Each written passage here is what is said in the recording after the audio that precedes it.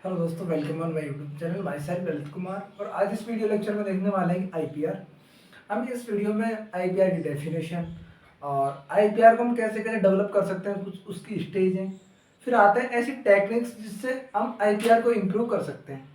फिर after that आएगा उसका बैरियर, आईपीआर में कौन कौन से बैरियर होते हैं, और रिलेशनशिप की टाइप, इंटरपर्सनल रिलेशनशिप है उसके टाइप्स कौन कौन से हैं। तो फर्स्ट ऑफ ऑल हम देखते हैं उसकी डेफिनेशन या उसका इंट्रो कि एक्चुअल में आईपीआर है क्या। तो आईपीआर क्या है? एक सोशल सोशल एसोसिएशन है। आईपीआर क्या है? IPR are social association connection between the two or more peoples. ये क्या है? एक सामाजिक संबंध है। क्या है? सामाजिक संबंध है जो कि दो या दो से अधिक लोगों के बीच रहता है।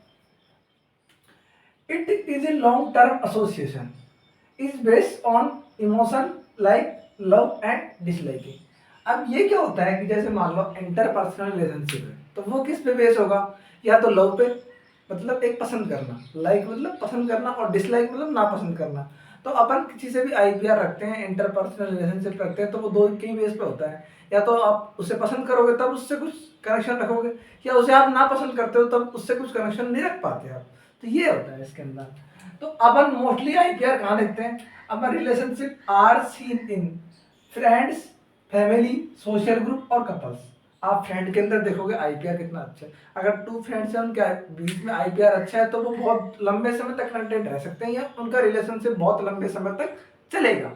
अपन देखते हैं फैमिली के अंदर। फैमिली के अंदर आपकी कोई की सिंगल न्यूक्लियर फैमिली होती है, कोई की ज्वाइंट फैमिली होती है। तो जितना अच्छा आईपीआर होगा, अपन अपने फैमिली मेंबर से उतनी ही अच्छी बात कर पाएंगे, उतना अच्छा कनेक्शन रख पाएंगे, और कम से कम लड़ाई झगड़े होंगे। फिर आता है सोशल ग्रुप के अंदर। आप एक सोसाइटी में रह रहे हो, सपोज दैट आप एक सोसाइटी के अंदर लिविंग कर रहे हो, ठीक है। तो सोसाइटी के लोगों से आप किस तरह से व्यवहार रखते हो? आपका आईपीआर वहां देखा जाता है कि आप किस तरीके से उनसे बात करते हो, किस तरीके से आपका बिहेवियर है, किस तरीके से आपका अट्रैक्शन है, वो सब कुछ। कपल्स, मैरिज होगी, टू कपल्स के बीच में भी आईपीआर होना जरूरी है। अगर टू कपल्स के बीच में अच्छा आईपीआर रहेगा तो एक दूसरे को अच्छे समझ पाएंगे या उनके अंदर ट्रबल्स कम आएंगे, ठीक है। तो अच्छा रिलेशनशिप रहेगा। अब नेक्स्ट देखते हैं stages of development of IPR. ये मान लो ये बहुत इंपॉर्टेंट है। ये एग्जाम में आरएचएस के एग्जाम में बहुत बार पूछी गई है कि development stage, development of the IPR, कि कौन कौन से स्टेज से डेवलप होता है आईपीआर। तो इसके अंदर 5 स्टेज आती है, ठीक है। कौन कौन सी आती है 5 स्टेज? फर्स्ट है एक्विटेंस, ठीक है। सेकंड है बिल्डअप, तीसरी है कंटिन्यूएशन, फॉर द डिटोरेशन, और फॉर फिफ्थ है टर्मिनेशन। अब इनका मैं एक एक का मीनिंग बता दूं। फर्स्ट आती है एक्विटेंस। एक्विटेंस का मतलब होता है हिंदी के अंदर जान या पहचान। क्या? जान पहचान। सपोज दैट अपन किसी से रिलेशनशिप की स्टार्ट कब करते हैं? स्टार्टअप कब होता है रिलेशनशिप का? सपोज दैट आपको कोई पर्सन मिला तो आप एक दूसरे की तरफ अट्रैक्ट हुए। तो अट्रैक्शन किसके ऊपर डिपेंड करेगा? या तो आपका प्रीवियस रिलेशनशिप रहा हो, या पहले से आप उसको जानते हो, या फिर आप बहुत उसे फिजिकली पसंद आए। कहते नहीं कोई सुंदर होता है, कितनी सुंदर लड़की है, तो वो सब कुछ इसके अंदर इंक्लूड है, ठीक है। तो प्रीवियस एक्सपीरियंस, आप पहले उसके साथ कुछ ऐसा कर सके हो एक्सपीरियंस, या आपके साथ पहले से जान पहचान है उसकी। प्रीवियस रिलेशनशिप, आपके पहले वाला रिलेशनशिप, अगर आपको कोई पर्सन है जिससे आप पहले रिलेशनशिप रख चुके हो, वो आपको कभी मिलता है तो ये एक्विटेंस की जान पहचान वहाँ हो सकती है आपसे।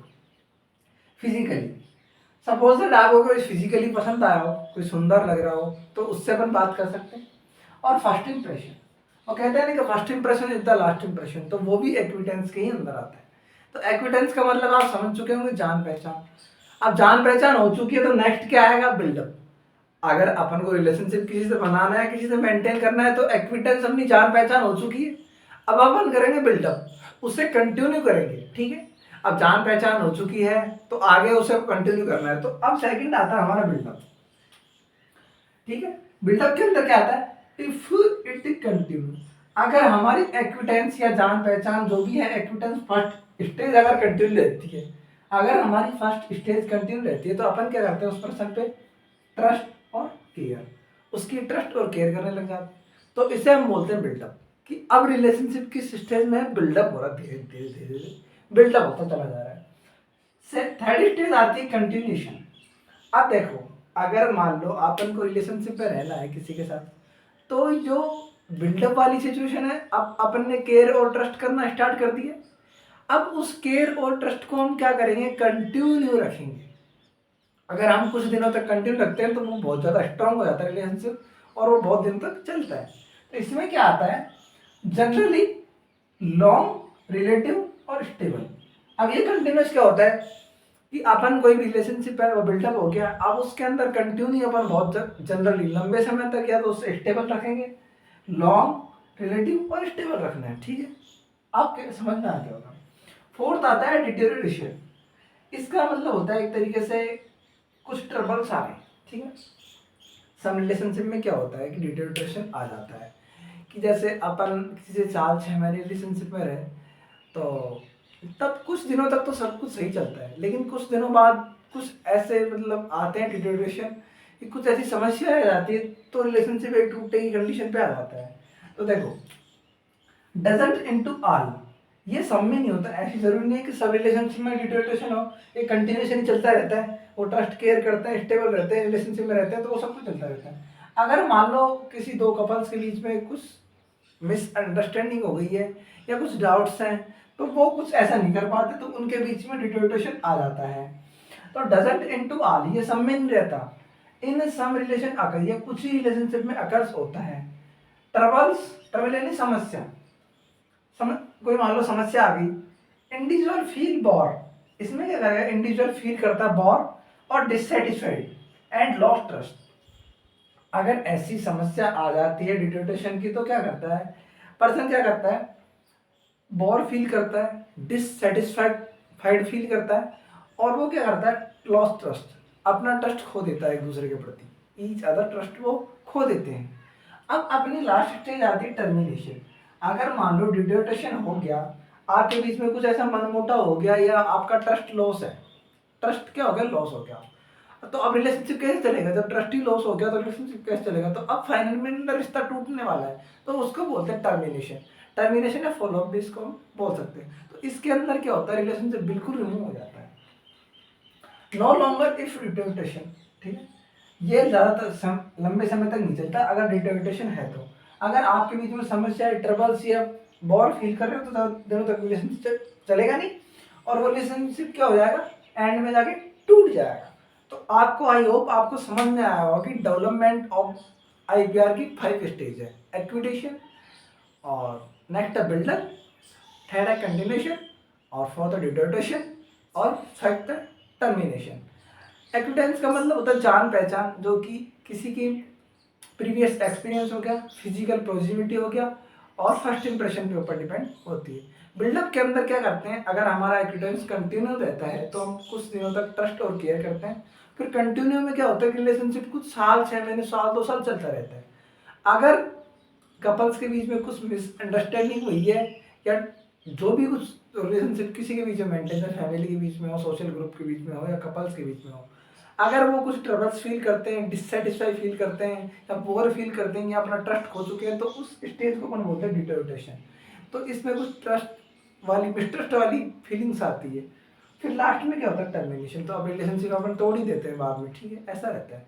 अब अपन नेक्स्ट देखने वाले हैं कि कुछ स्टेज है जिससे अपन कैसे कैसे आईपीआर को मेंटेन कर सकते हैं। नेक्स्ट देखते हैं कि जो टेक्निक्स क्या है आईपीआर को इम्प्रूव करने की टेक्निक्स।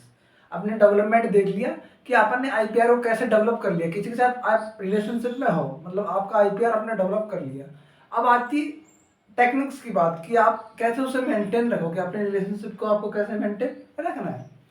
तो उसके अंदर फर्स्ट आता है एप्रिशिएट पीपुल। एप्रिशिएट का मतलब जब प्रशंसा करना। सपोज दैट आप किसी के साथ रिलेशनशिप में हो, तो आप उसकी प्रशंसा कीजिए, आप उसे अच्छा बनाइए, तो वो खुद की इंपॉर्टेंस फील करेगा कि हाँ यार, सामने वाला मुझे कितना इंपॉर्टेंस दे रहा है। सेकंड आता है डोंट क्रिटिक, किसी की निंदा ना करें। निंदा होती है ना, किसी की बुराई ना करना। क्रिटिसिज्म का मतलब होता है निंदा करना, ठीक है। डोंट कंडमन और कंप्लेन अबाउट अदर। कंडमन का इसका मतलब होता है, कॉन्डमैन का मतलब निंदा या एक दोषी ठहराना होता है, दोषी ठहरा देते हैं, किसी को गलत साबित करना, ठीक है। और कंप्लेन अबाउट पीपल, किसी के बारे में किसी तरफ से कंप्लेन नहीं करनी है, ठीक है। फोर्थ आता है solve your own problem by solving other problems. खुद की प्रॉब्लम को पहले सॉल्व करना सीखिए, उसके बाद दूसरों की प्रॉब्लम को सॉल्व करिए। ठीक है, जैसे अपनी प्रॉब्लम हमने कैसे सॉल्व की उससे कुछ सीखो, फिर अपन दूसरों की प्रॉब्लम सॉल्व कर सकते हैं। ठीक है, फिफ्थ आता है गिव स्माइल। ठीक है, आप अपन भी जानते हैं कि अपन रिलेशन को कैसे मेंटेन करते हैं। सपोज दैट आपने किसी की तरफ स्माइल की तो उसे अच्छा लगेगा, तो वह एक स्माइल या इसके द्वारा भी आप आईपीआर को इम्प्रूव कर सकते हो। ठीक है, we genuinely interest in others. आप सपोज दैट आप दूसरों के अंदर इंटरेस्ट रखिए, जब आप किसी से बात कर रहे हो सामने वाले से, तो उसको लगना चाहिए कि इसको इंटरेस्ट है अपन से बात करने के लिए, तभी तो आपसे बात करेगा। तो ये होना भी अनिवार्य है। Be a good listener. आप एक अच्छे श्रोता होने चाहिए, आप एक अच्छे सुनने वाले होने चाहिए उस टाइम पे।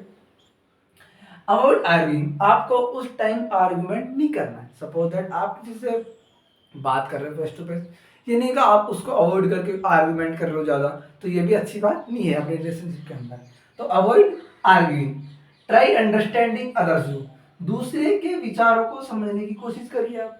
ये नहीं कि अपने ही विचार हरदम सही हो, ये तो नहीं हो सकता, क्योंकि 100% कभी कोई इंडिविजुअल सही नहीं हो सकता at the time of the every situation.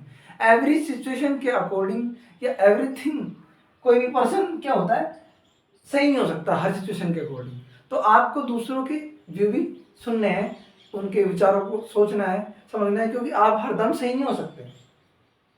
Make feel others importance.